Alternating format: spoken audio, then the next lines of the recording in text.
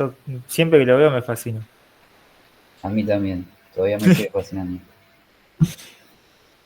Em, bueno,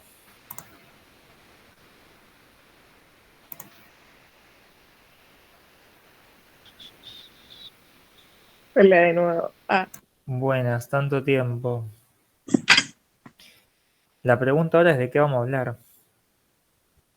O sea, a mí la verdad es que me aburriría mucho tener que ponerme a mencionar cosas que yo sé de neurosis, como esperando que algo de eso les sirva. Me parece mucho más productivo charlar o al menos debatir sobre temas que a ustedes les hagan ruido o les hagan preguntas. Eh,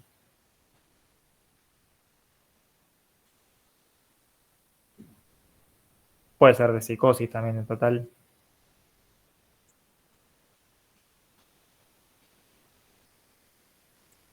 Yo me pregunto qué nos pueden llegar a preguntar de Lacan, más que nada. O sea, se me ocurre mito individual, fenómeno elemental, eh, La bueno, lo que, estrategia del deseo. claro, bien, el deseo en la histeria y en la neurosis obsesiva. Sí. eh, Sí, yo creo que Lacan, lo que pasa es que Lacan a la neurosis en general no siento, corríjanme ustedes si lo leyeron distinto, pero no siento que tenga tantos aportes a nivel clínico, es decir, a nivel de la capacidad de leer si es una estructura o la otra, a nivel neurosis. A nivel psicosis sí, porque presenta todos los fenómenos elementales y toda la bola. Pero sí creo que es muy posible que después de que ustedes hayan diagnosticado neurosis o psicosis a través de Freud y a través de los aportes de los psiquiatras, que les pidan dar cuenta de qué pensaría Lacan si fuese una presentación neurótica. Es decir, el sujeto presenta una gran competencia o una gran agresividad para con sus iguales, ¿cómo pensaría Lacan esto en términos de la pantomima obsesiva? Eh, no tanto para pesquisar síntomas o signos o delimitar una estructura, sino para explicar a través de esa estructura procesos metapsicológicos. Eh, me parece que la pregunta de Lacan, yo igual no he leído finales, así que si alguno tiene la experiencia de preguntas distintas, hable ahora o calle para siempre. Pero me parece que va a ir más por ahí. Como bueno, ¿cómo explicaría Lacan este fenómeno? Suponiendo que la estructura es tal. Porque ya la estructura la definió Freud. O sea, el síntoma que te delimita qué es, lo definió Freud. Eh, en todo salvo en psicosis.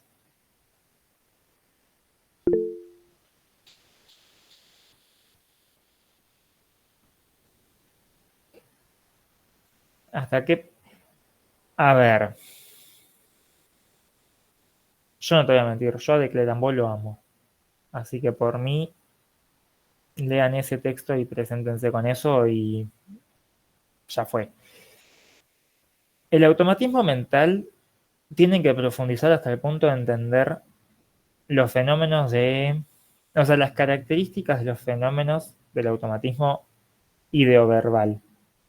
Eh, vieron que el automatismo mental se separa en tres partes o en tres tipos de fenómenos, pero sobre el cual más peso se va a poner es el automatismo ideoverbal, que es el que es más claramente mental, el que es más atravesado por las ideas. Eh, después, dentro de eso, conocer bien las características, qué quieren decir las características. Yo creo que con decir es anideico no basta, hay que saber qué implica que es anideico, y después, sobre todo, a partir de esas características que propone de Clérambault, pensar la articulación con lo que propone Lacan. Es decir, nosotros tenemos con que un fenómeno de automatismo mental es un fenómeno anideico. A mí me aparece la idea de que Perón quiere mi mal. Eso, de Clérambault dice, listo, no está articulado con una cadena asociativa, punto y aparte. Se diagnosticó como automatismo mental, se acabó. Volviendo a la utilidad de Lacan, ustedes pueden agarrar eso y desde la lectura de los fenómenos elementales y desde la lectura estructuralista que propone Lacan, decir, es un fenómeno anideico, no posible de ser dialectizado en pensamiento, porque es un fenómeno que responde a una cadena rota de significantes, que eso de Clérambault no lo dice. Pero yo creo que la mayor riqueza de esos tres autores, que son de Clérambault, Jaspers y Seglas, son y se producen en articulación con lo que Lacan retoma de ellos. Otro, otro claro ejemplo que yo creo que no es lo que decís vos, Valen, pero pega un poco en el palo, es la vivencia delicante primaria, que ustedes pueden, o sea, tienen que desde Jaspers poder definirla y poder utilizarla clínicamente, específicamente, pero su valor reside en la explicación estructural que propone Lacan de decir, bueno, ¿por qué aparece esta representación, esta certeza de significación? Justamente porque ahí donde se buscó un significante no apareció. Nada, como que yo creo que más que profundizar en el contenido del autor de saber qué es el automatismo sensitivo, saber qué es el automatismo motor, cuáles son las características de cada uno, sirve más poder tomar ese autor y articularlo con las otras cosas, siempre y cuando sepas lo fundamental. O sea, eso, si yo te pregunto automatismo mental y no mencionan que es neutro, falta. Pero si saben que es neutro, neutro anideico, propio de lo mental, sin atribución subjetiva y que está desde los inicios, ya está. Yo apuntaría más a la asociación que a la profundización. Eh,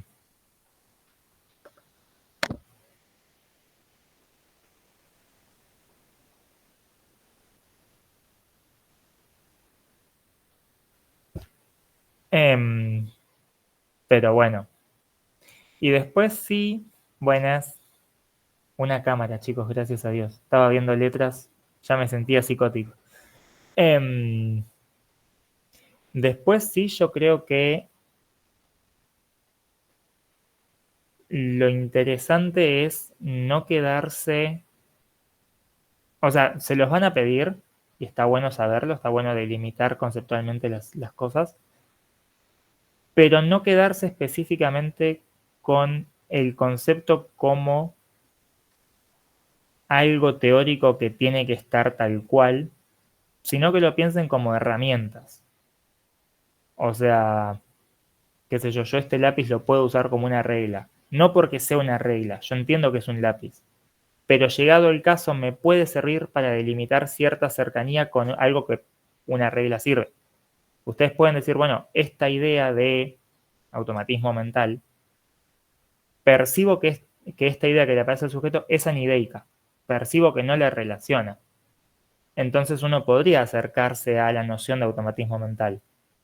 Pero, por otro lado, la idea que le aparece al sujeto no tiene un valor neutro afectivamente.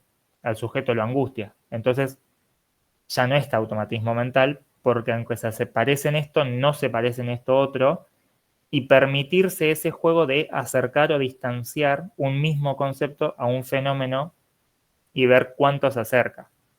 Porque en definitiva, el final va a ser eso, no va a ser un cae de taquito en un diagnóstico y no en otro. Es cuál de todos los diagnósticos le permite más acercarse a la explicación de ese fenómeno. Lo mismo con las alucinaciones, por ejemplo. No van a encontrar una alucinación que sepan a ciencia cierta que es tal o cual. Va a haber cosas que es como, bueno, esto lo alucinó, o lo deliró, o lo interpretó, o qué pasó ahí. Y bueno, un poco el baile diagnóstico es ese. Por eso les digo que vayan más a la posibilidad de asociarlo y de relacionarlo, tal vez explicativamente, más que a la profundización de algún autor en específico. Sí, hace Cami. No, iba a preguntar más o menos en este sentido de lo articulable y lo pensable. em, de Minkowski, ¿qué es importante Todo. para... Aguante Minkowski. Ok, y Luana, ¿vos qué ibas a decir? Sí, iba a preguntar, pero no sé bien cómo formular la pregunta. En relación al acting out y el pasaje al acto, si hay algún tipo de eso, de diferenciación, más que nada en relación al pasaje al acto, entre una estructura neurótica y una estructura psicótica. A ver, la respuesta más sencilla a las dos preguntas es que de Minkowski yo creo que lo más importante es que Minkowski, yo realmente lo admiro mucho, para la época en la que se presentaba propone algo muy novedoso y es que el sujeto esquizofrénico, porque el texto que trabajamos es de esquizofrenia, no es pasivo frente a los fenómenos que lo atraviesan. Entonces propone los mecanismos compensatorios, que son el raciocinio mórbido y el otro que siempre me lo olvido, pero son dos, que básicamente para lo que sirven es para pensar que el sujeto, ante ese trastorno de las asociaciones, esa pérdida del sentimiento vital, esa movilización autistoide, autística, el sujeto resuelve o intenta resolver de alguna manera, y esas soluciones que presenta el sujeto no solamente lo sostienen, sino que muchas veces lo ayudan a construir sobre esa patología.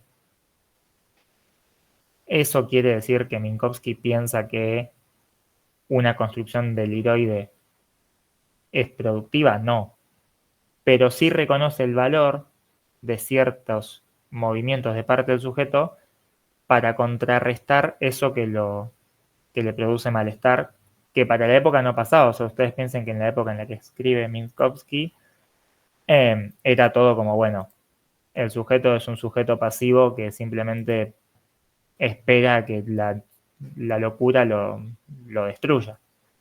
Y Minkowski, bueno, dice como algo tiene para decir el propio sujeto. Siempre que tenemos estas charlas y que aparece Minkowski, pienso que voy a agregar los dos mecanismos porque me parecen importantes y siempre me lo olvido. Pero Yo bueno, los tengo anotados, pero no te los sabría explicar. Racionalismo y geometrismo mórbido. bien, gracias.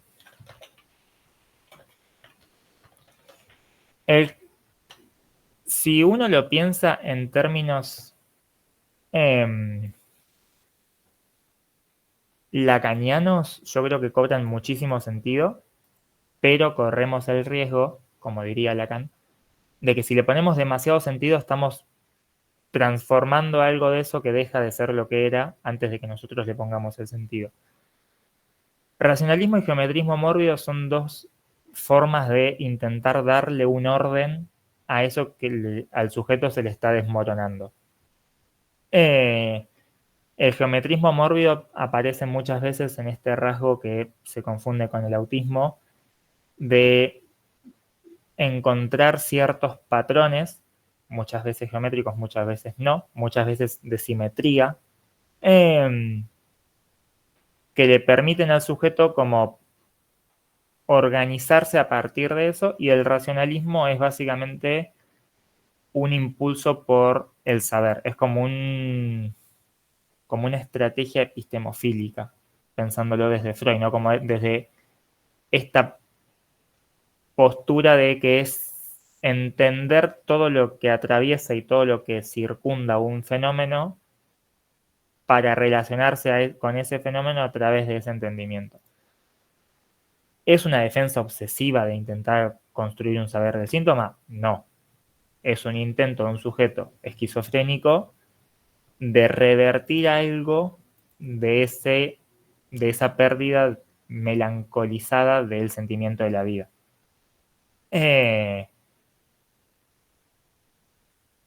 Para mí lo que tiene Minkowski es justamente eso, es ese aporte de pensar al sujeto como alguien que está haciendo algo para evitar que eso que lo atraviesa lo siga atravesando.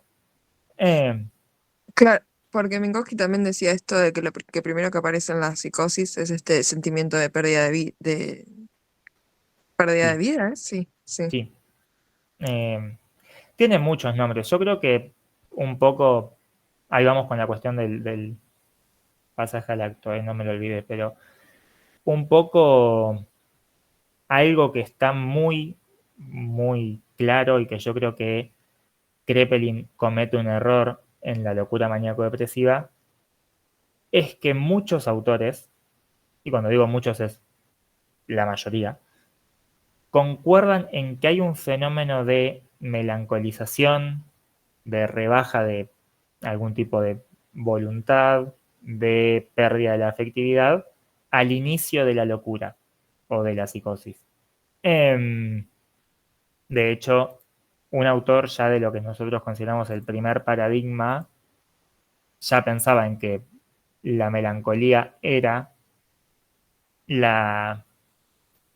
como vieron que en el primer paradigma se pensaba que la locura era una sola y que tenía distintas facetas. Bueno, muchos autores de ya del primer paradigma decían que la primera faceta de la locura era siempre la melancolía. Y que después eso como que construía otras locuras. Pero la melancolía siempre aparece a la base.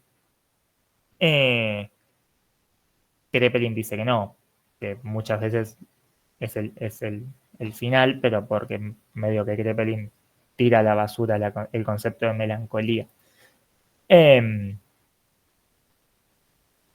no es algo muy como sostenido entre los psiquiatras que la melancolía sea el fin del viaje, sino que es más concebido que es el inicio. Minkowski se para en esa misma línea de, bueno, aparece esta pérdida de...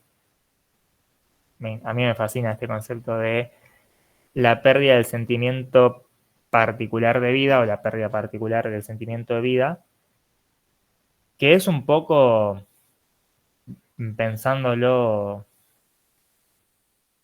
como llanamente, eso que le da sentido a la vida se pierde. Y que por eso es tan peligroso muchas veces los fenómenos melancólicos cercanos al suicidio, porque el sujeto no está encontrando algo que le diga, bueno, yo sigo viviendo por tal o cual. Hay algo ahí que... Ahí tendría el mismo estatuto que el dolor moral El dolor de moral las... sí, puede usarse muy cercanamente. O sea, hay algo de la existencia que se le volvió un pesar. A mí dolor moral me gusta el concepto, pero pueden usar la pérdida del sentimiento de vida o la melancolía. Bueno, Cotard habla del delirio de negación, que para mí es fascinante porque habla de un delirio que se sostiene a partir de que algo se perdió.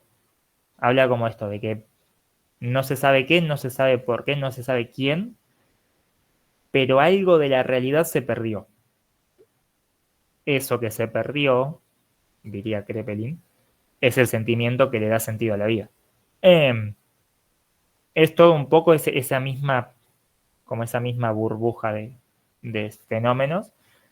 Pero bueno, sí, Minkowski lo retoma un poco en esta misma clave de lectura de que los procesos melancolizados son a priori, no a posteriori de la locura.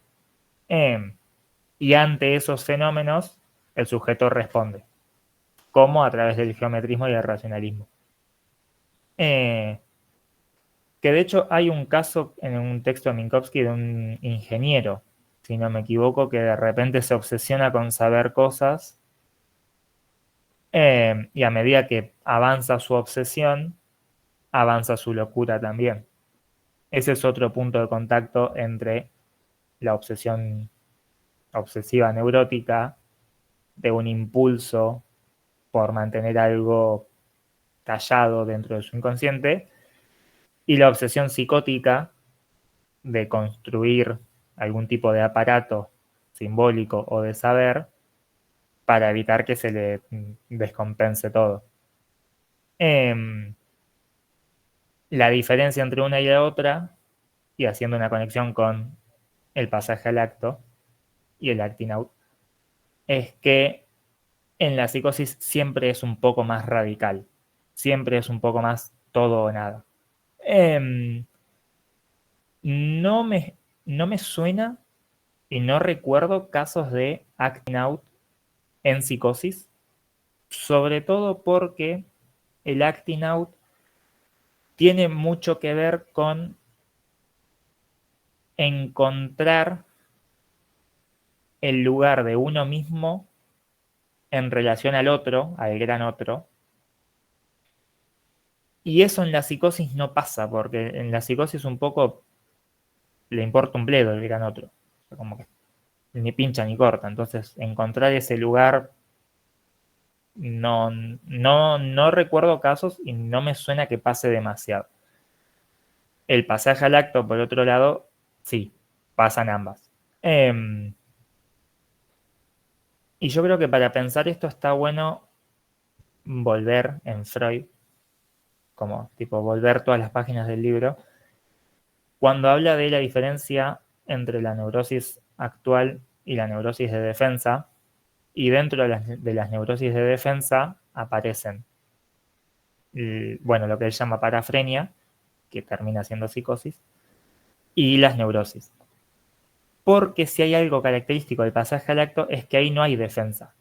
No, cuando nosotros hablamos de psicosis, de neurosis, estamos hablando de algo muy de fundamento, de base, de estructura. El pasaje al acto es una respuesta, yo les diría casi inmediata, a un fenómeno de angustia.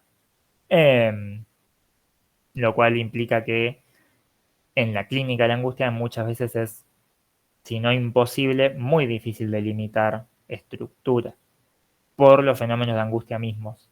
Seguramente un fenómeno de angustia aparezca acompañado de otros fenómenos que ya tengan más estatuto de una o la otra. Por ejemplo, no sé, un ejemplo súper idiota, pero yo digo, yo choqué en un tren, o sea, viajaba en tren y chocó, y aparezco con un montón de síntomas de angustia, y de repente digo, sí, y además no puedo dejar de pensar en tal cosa. Ah, bueno, pará, ¿cómo que? ¿Qué es eso? Sí, porque mi papá tal cosa. Ah, bueno, ese rasgo lo recuperas como algo neurótico en este invento hipotético. Pero el fenómeno de angustia de me pasó esto y no estoy pudiendo responder, no es ni muy neurótico ni es muy psicótico. Simplemente es angustia. Y como tal, los retazos o los productos de ese fenómeno de angustia tampoco son muy psicóticos o muy neuróticos. Por eso la clínica de angustia muchas veces se separa de clínica de neurosis o clínica de psicosis. Sí es verdad que en sujetos con estructuración psicótica, los pasajes al acto pueden ser mucho más radicales y mucho más eh, definidos o decisivos que en la neurosis.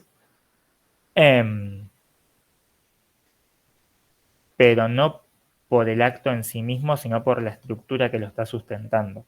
Y tampoco les diría que se aferren mucho a esa concepción, porque van a decir, es un pasaje al acto, pero es sutil, entonces neurosis. No necesariamente. Justamente por esto, porque si hay angustia y si hay respuestas y transformaciones de la angustia, lo que implica eso es que no está habiendo defensa. O sea que hay algo de la estructura defensiva del sujeto que no está pudiendo responder. Entonces hablar de que la defensa es neurótica o la defensa es psicótica no está respondiendo. O sea, es un fenómeno que va más allá de esa estructura. Que ahí aparece un poco este concepto de que la angustia es transversal, de que va más allá de o los otros fenómenos de que puede aparecer en una estructura y en otra. Yo les diría eso, me sonaría Genial. raro. ¿Cómo? No, genial, genial. Me sonaría raro un acting out psicótico. Pero a mí. Sí, yo le pregunté la otra vez en horario de consulta, Mm. eh, para justamente eso, le pregunté si el acting out era exclusivo de la neurosis y me dijeron que, bueno, es como una discusión que está abierta hoy en día, así que eso como que no me case con ninguna de las dos respuestas, pero que en esta materia sí lo vemos más por ahí, desde el marco de la neurosis. Y lo que pasa es que el pasaje al acto es muy, pensándolo muy conductistamente, estímulo-respuesta. Es el momento de Dora en el cual el señor K le dijo, mi mujer no es nada para mí, y Dora, sin pensarlo, sin estructurarlo, sin formularlo simbólicamente, cachetada.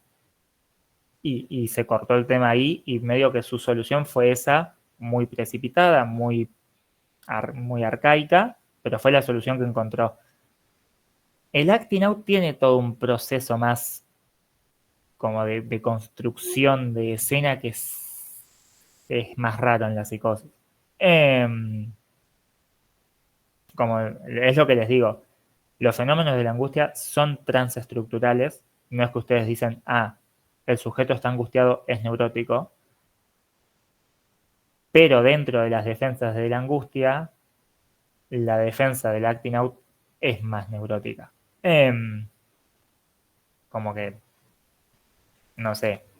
Y ahí desde Lacan, porque, o sea, tengo el recuerdo de esto, de que Freud plantea que las angustias hipocondríacas es exclusiva de la psicosis, digamos, de la parafrenia, pero no sé muy bien cómo lo plantea Lacan. Si estamos hablando de pasaje al acto y acting out, estamos hablando de Lacan, para empezar. Sí, sí, Y la hipocondría, hay autores que plantean que la hipocondría es la representación de la angustia en la psicosis, porque la hipocondría, si nosotros pensamos, suerte Camille, si nosotros pensamos en la angustia, ¿sí? Corriéndonos del lugar de sentido común de, bueno, estás angustiado, qué sé yo, llorás. La angustia en la teoría lacaniana es algo de lo real, es decir, algo de lo que no tiene representación, que toca el cuerpo. En ese sentido, el neurótico responde más con la versión más, me sale ortodoxa, pero me siento que es una palabra horrible, de la angustia, que es esto de siento algo en el pecho y no lo puedo explicar. Se me tapa, se me cierra la garganta y no puedo decir por qué. Pero en la psicosis, como el saber juega otro lugar, tiene otro papel, puede aparecer los fenómenos del cuerpo investidos de saber. Yo sé que me arrancaron el esófago. Eso es una sensación que el sujeto tiene, que está atravesando su cuerpo, pero que a la vez está imbuida y está sostenida en un saber porque el psicótico se sostiene en ese saber. La hipocondría en psicoanálisis se piensa en ese lugar, no en la hipocondría más de vuelta al sentido común de escucho que alguien tuvo gripe y me va a agarrar gripe a mí. La hipocondría de... Yo lo pensaría más desde ese lado, como que el psicótico, el sujeto psicótico, tiene un vínculo con el saber mucho más como de su propia autoría, porque el psicótico sabe más que el neurótico, o se atribuye más saber que el neurótico, por ejemplo, a partir de la certeza, pero aparece siempre este punto ciego de el sujeto no sabe, por ejemplo, por qué le sacaron el esófago, o qué le dijo, o qué le hizo saber a él que le sacaron el esófago. Por ahí, Es, en relación a lo que decís, se me ocurre que la angustia se presenta, digamos, como esto real, justamente que no se puede simbolizar, de igual manera, digamos, y después depende entonces cómo responde el sujeto a esa angustia. claro, sí. Pero bueno, también puede Mm. pasar que un sujeto psicótico responda desde el no saber. Yo conozco casos de sujetos con claros, largos y en cantidades de fenómenos psicóticos y que de repente te dicen siento angustia acá y no sé por qué y no sé qué es. O sea que la angustia también los toca. Pero tienen como esa segunda opción de que aparezca más en el plano de la hipocondría, que en la neurosis no pasa porque dudamos demasiado de los neuróticos. Buenísimo, gracias. Eh, no, por favor. Pero bueno, si la neurosis tiene eso, la neurosis duda demasiado de todo. Eh, que trayéndole un poco a esto que preguntabas vos de el pasaje al acto, también afecta ahí, porque el neurótico, aunque pasa al acto, siempre pasa al acto como, no sé si siempre. Cuando un neurótico pasa al acto es más posible que sea como a medio camino, como que se queda corto. Una vez que libera esa angustia ya está.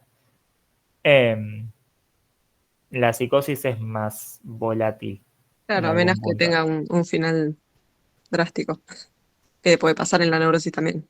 Sí, sí, sí. Eh, sí, sí, por eso les digo, no lo tomen como si es apaciguado es neurótico, porque puede ser que no.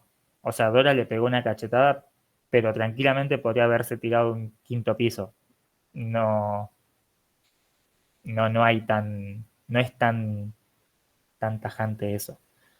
Sí es más posible que si una persona dice que se quiere tirar de un quinto piso y no hace nada para lograr llegar a ese quinto piso, tenga más que ver con un acting out, y si tiene más que ver con un acting out, se lea más desde una neurosis. Eh, ¿Me explico? O sea, si hay algo de la construcción de una escena que presenta mucho rasgo de escena, o sea, mucho de esto de Dora de dejarle la carta de suicidio en el escritorio del padre, eh, que nos permita a nosotros leer algo de acting out, medio que la lógica te lleva a pensar en neurosis más que en psicosis, eh, por las características estructurales del acting out del llamado al otro. Como que el psicótico en ese punto es lo que les decía. El otro medio que ni pincha ni corta en ese lugar.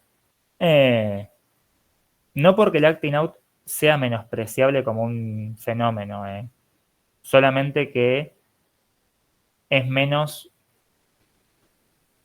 tiene una respuesta menos agresiva que otros procesos y otras estrategias. Pero bueno, el acting out también implica que detrás de ese sujeto que deja una carta de suicidio en el escritorio del padre para que lo encuentren, hay un sujeto que está sufriendo y que no sabe qué hacer salvo como poner eso ahí. Pero noten, hablando de acting out, que pone eso ahí para ser visto. Pone esa carta para que alguien diga, che, ¿qué te pasa? El psicótico, llegado a ese punto, es más posible que se mate, que se suicide, a que busque ese consuelo y ese alojo en la estructura de un otro que en la psicosis es un otro que no puede sostener, justamente porque no tiene el nombre del padre, porque no tiene esa capacidad de absorción y de sostén.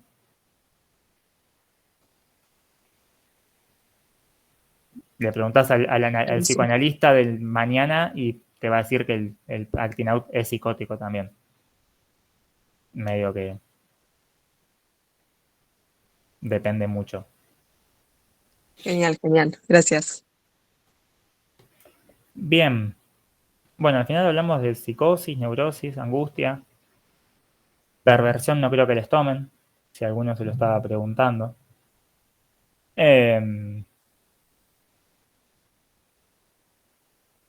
Sí pueden mencionar que la perversión como estructura se hipotetiza que un perverso nunca llega a análisis, así que si está en análisis o si está siendo analizado, muy perverso no es.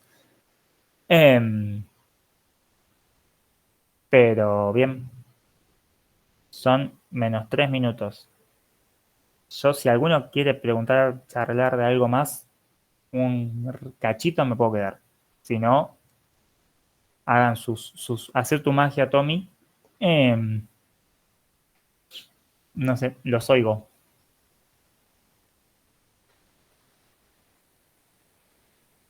Yo les agradezco por el espacio y por el tiempo, así que nada, y me retiro. Gracias. Sí, yo también, Lauti, muy claro y me sirvió mucho cómo le diste la vuelta a lo de Minkowski, al tema de la comprensión, la inteligencia, el instinto, cómo hiciste lo de los mecanismos. Me sirvió un montón. Bien. Gracias. No, por favor, gracias a ustedes por pasarse y por charlar. Bien, genial, entonces. Podríamos dar el cierre al repaso del día de hoy. Muchas gracias, Lauti, muchas gracias a los que se unieron y suerte de cara al parcial del jueves. Muchos Final. éxitos, el final. Ojalá fuese un Éxitos a parcial. todos. Ojalá fuera parcial, de verdad. Éxitos Bueno, a todos. nos vemos.